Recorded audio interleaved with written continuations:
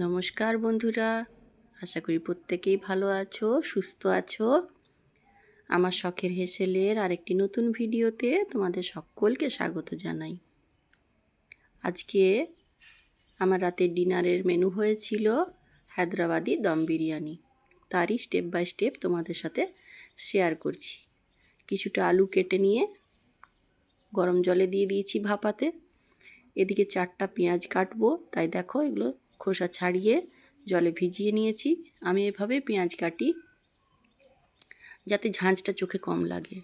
আলুগুলো দেখো ফুটে উঠেছে জলটায়, তাই এবার গ্যাসটা বন্ধ করে দিয়েছি। এরই মাঝে আমার পেঁয়াজগুলোও কাটা হয়ে গেছে। নিয়ে নিয়েছি কিছুটা গরম মশলা, তার মধ্যে রয়েছে দেখো গোটা এলাচ, দারচিনি, কিছুটা লবঙ্গ আর কিছুটা জয়িত্রী। এগুলো দিয়ে দেবো আমি এই জলের মধ্যে। এই জলটায় দিয়ে জলটা ফুটতে দেব। এই জলের মধ্যেই আমি বিরিয়ানির চাল দেব। তার জন্য দিয়ে দিচ্ছি পরিমাণ মতো নুন, আর তার সাথে দিচ্ছি কিছুটা সাদা তেল। জলটা ফুটে উঠলে এর মধ্যে এই ধুয়ে রাখা চালটা দিয়ে দেবো। ধুয়ে জল ঝরিয়ে রেখেছি, সামান্য একটু জল রয়েছে। জলটা ফুটে উঠলে এই চালটা তাতে দিয়ে দেব। যতক্ষণ না জলটা ফুটে চালটা দিচ্ছি ততক্ষণ এদিকে কড়াই চাপিয়ে নিয়েছি, বাকি প্রস্তুতিটা এগিয়ে নিই। চলো দেখি কি করি। কড়াইতে বেশ খানিকটা সর্ষের তেল নিয়ে নিয়েছি। এবারে যে আলুগুলো সেদ্ধ করে রেখেছিলাম, সেদ্ধ বলা চলে না, জলে জাস্ট একটু ফুটিয়ে রেখেছিলাম, সেগুলো জল থেকে ছেঁকে তুলে এই তেলের মধ্যে ভেজে তুলে নেব। এটা একটু সময় ধরে ভাজতে হবে, একটু লাল লাল করে ভাজবো যাতে হালকা সেদ্ধ হয়ে যায়। এদিকে যখন ভাজতে বসিয়েছিলাম তখন ওদিকে আমার কিন্তু জল ফুটে গেছে। দেখো জলটা পুরো ফুটে উঠেছে। এখন আমি জল ঝরিয়ে রাখা চালটা এর মধ্যে দিয়ে দেব।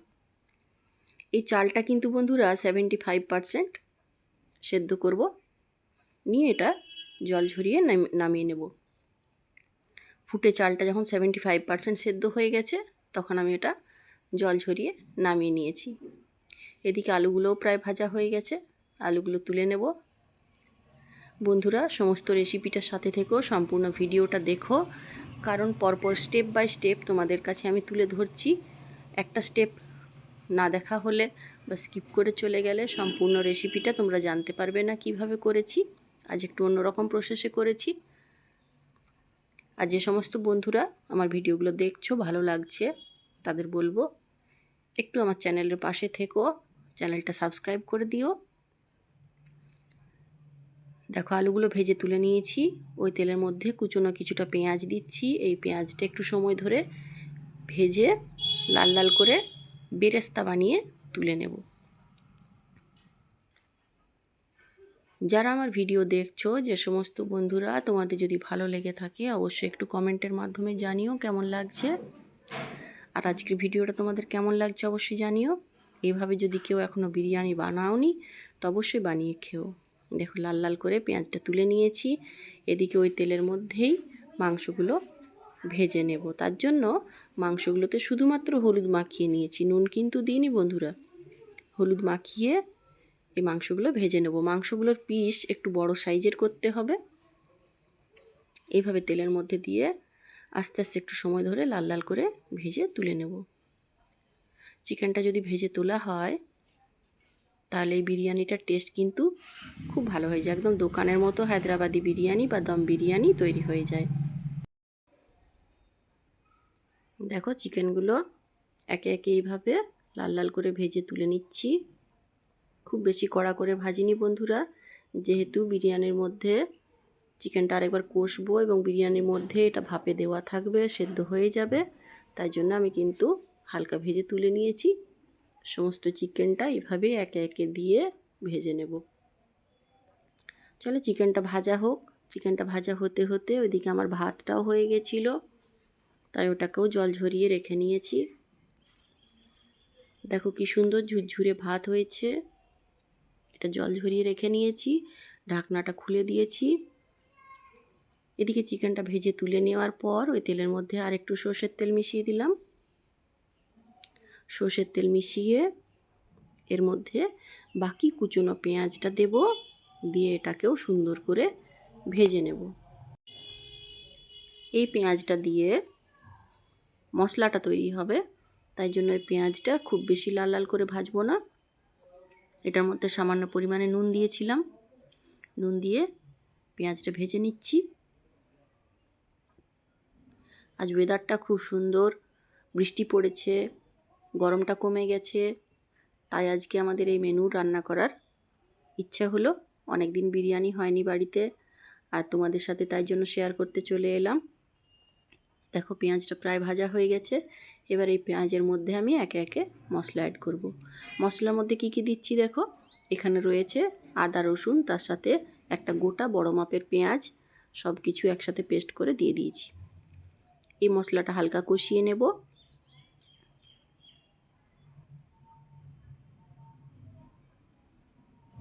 দেখো খুব সুন্দরভাবে হালকা কষিয়ে নিয়েছি। এবারে বাকি মশলাগুলোর সাথে অ্যাড করব।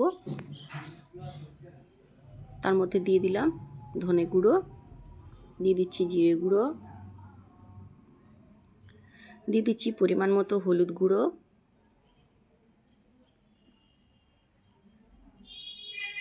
আর দিচ্ছি কিছুটা লাল লঙ্কার গুঁড়ো, আর তার সাথে কিছুটা কাশ্মীরি লঙ্কার গুঁড়ো। তোমরা চাইলে বন্ধুরা কাঁচা লঙ্কার পেস্ট দিতে পারো, শুকনো লঙ্কা বেটে দিতে পারো, কোনো অসুবিধা নেই। এই মশলাটাকেও আর একটু কষিয়ে নেব।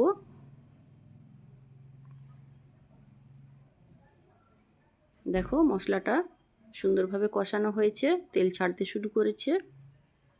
এখন এই মশলার মধ্যে আমি দিয়ে দিচ্ছি স্বাদ মতো নুন। নুনটা একটু ভাবনা চিন্তা করে দিতে হবে বন্ধুরা, কারণ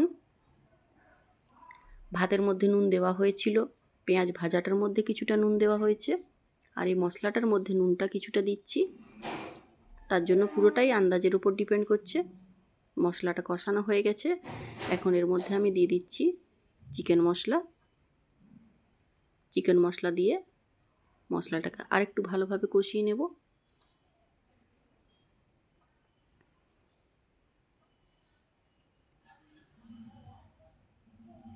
মশলাটা যখন সুন্দরভাবে কষানো হয়ে যাবে,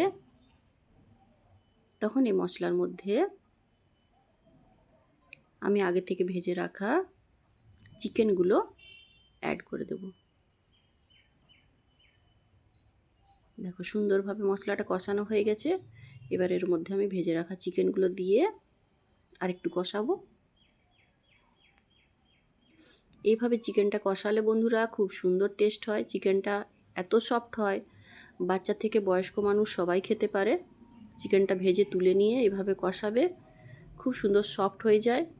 ভিনিগার দেওয়ারও কোনো প্রয়োজন নেই, কাগজি লেবু দেওয়ারও কোনো প্রয়োজন নেই। একবার ভেজে এইভাবে চিকেনটা বানিয়ে দেখো। দেখো সুন্দরভাবে চিকেনটাকে কষিয়ে নিয়েছি।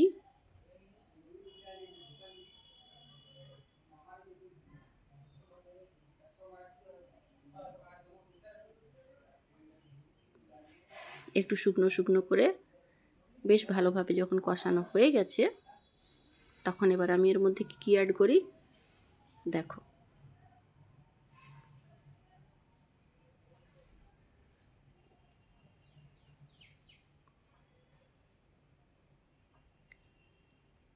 এই চিকেনটার মধ্যে এবারে যাচ্ছে এক ঢাকনা মতো কেওড়া জল। তোমরা চাইলে একটু রোজ ওয়াটার দিতে পারো, আমি দিইনি, বাড়িতে কেউ রোজ ওয়াটারের গন্ধটা পছন্দ করে না। আর দিয়েছিলাম কিছুটা বিরিয়ানি মশলা। দোকানে বিরিয়ানি মশলা কিনতে পাওয়া যায় পাউচে। হায়দ্রাবাদি বিরিয়ানি মশলা কিনে নিয়ে এসেছিলাম, সেটা কিছুটা দিয়েছি। আর ভেজে রাখা আলুগুলো এর মধ্যে অ্যাড করে দিলাম, দিয়ে আর একটু বেশ ভালোভাবে কষিয়ে নেব। এই কষানো হয়ে গেলে বিরিয়ানির অর্ধেকটা কাজ আমার প্রায় কমপ্লিট। এবার আমি একটা বড় মাপের জায়গা নিয়েছি, যেহেতু অনেকটাই বিরিয়ানি ছিল, তাই একটা বড় মাপের জায়গা নিয়ে এর মধ্যে আমি খানিকটা সাদা তেল দিয়ে চারিদিকে লাগিয়ে দিলাম। এবার আস্তে আস্তে ওই চিকেনটা, আলুটা যেটা কষে রেখেছিলাম মশলা সহ, এর মধ্যে সমস্তটাই একটু সাজিয়ে দিতে হবে। ওপরে ওপরে দিয়ে দিলে হবে না, যাতে বেশ ভালোভাবে সেদ্ধ হয়ে যায় এবং তলায় লেগে না যায়। দেখো আমি একে একে আস্তে আস্তে চারিদিকে জিনিসটাকে সাজিয়ে দিচ্ছি। সাজিয়ে দেওয়ার পর কিছুটা জল অ্যাড করে দিয়েছি, মশলা ধোয়া জল দিয়ে ঝুরঝুরে ভাতটা, যেটা জল ঝরিয়ে রেখেছিলাম, দেখো ভাতটা কি সুন্দর ঝুরঝুরে হয়েছে, সেটা এবারে সাজিয়ে দিচ্ছি। লেয়ারটা বানাবো, তার জন্য ভাতটা সাজাচ্ছি। ভাতটা সাজিয়ে নিয়ে এর উপর থেকে দিয়ে দিয়েছি কিছুটা মশলা ধোয়া জল, দিচ্ছি কিছুটা মটন ঘি, আর একটু সাদা তেলও দিয়েছি উপর থেকে। তার সাথে দিয়ে দেব বিরিয়ানি মশলা, কিছুটা বিরিয়ানি মশলা দিয়েছিলাম চিকেনের সাথে, আর এখানে ভাতের সাথেও কিছুটা বিরিয়ানি মশলা দিয়ে দিচ্ছি। এবার আমি দিচ্ছি কিছুটা কেওড়া জল, এখানে আমি 2 ঢাকনা মতো কেওড়া জল দিয়েছিলাম। তোমরা এই পর্যায়েও কিন্তু রোজ ওয়াটারটা অ্যাড করতে পারো। আমি রং ইউজ করিনি বন্ধুরা, ফুড কালার আমার খুব একটা পছন্দ নয়, তাই আমি এইভাবে বানিয়েছিলাম। আর দিয়েছিলাম এখানে 2 ফোঁটা মতো মিঠা আতর। এই মিঠা আতরটা দিলে বিরিয়ানির গন্ধটা খুব সুন্দর হয়। উপর থেকে বেরেস্তাগুলো সাজিয়ে দিলাম। সাজিয়ে দিয়ে এটা আমি ঢাকা দিয়ে 20 মিনিট একদম লো ফ্লেমে একটা তাওয়ার উপর চাপিয়ে রেখে দিয়েছিলাম। তারপর গ্যাসটা বন্ধ করে একে আরও 10 মিনিট আমি দমে রেখে দিয়েছিলাম। তারপর দেখো ঢাকনাটা খুলে কীরকম হয়েছে। চলো তাহলে পরিবেশন করা যাক আজকের ডিনারের হায়দ্রাবাদি দম বিরিয়ানি। তোমাদের কার কার পছন্দের খাবার, আর কার কার আমার আজকের রেসিপিটা ভালো লাগলো অবশ্যই জানিও বন্ধুরা। তোমাদের কমেন্টের আশায় রইলাম। যদি আমার রেসিপিগুলো, আমার হাতের রান্নাগুলো দেখতে তোমাদের ভালো লাগে, তাহলে অবশ্যই চ্যানেলটি সাবস্ক্রাইব করে দিও, যাতে প্রতিটি ভিডিও তোমাদের কাছে আগেই পৌঁছে যায়। বিরিয়ানি সার্ভ করে দিচ্ছি। দেখো কি সুন্দর ঝুরঝুরে চালটা হয়েছে, ভাতটা একেবারে ঝুরঝুরে, সুন্দর স্বাদ হয়েছিল, একেবারে দোকানের মতো। এভাবে একবার বানিয়ে খেও, আর অবশ্যই জানিও আমার রান্নাটা তোমাদের কেমন লেগেছে। চিকেনটা খুব সুন্দর সফট জুসি টাইপের সেদ্ধ হয়ে গেছে। এভাবে একবার বানিয়ে দেখো বন্ধুরা। তোমাদের কমেন্টের অপেক্ষায় রইলাম। যারা এতক্ষণ ভিডিওর পাশে ছিলে তাদের অসংখ্য ধন্যবাদ। ভালো থেকো, সুস্থ থেকো, সবাইকে ভালো রেখো। দেখা হচ্ছে পরবর্তী ভিডিওতে।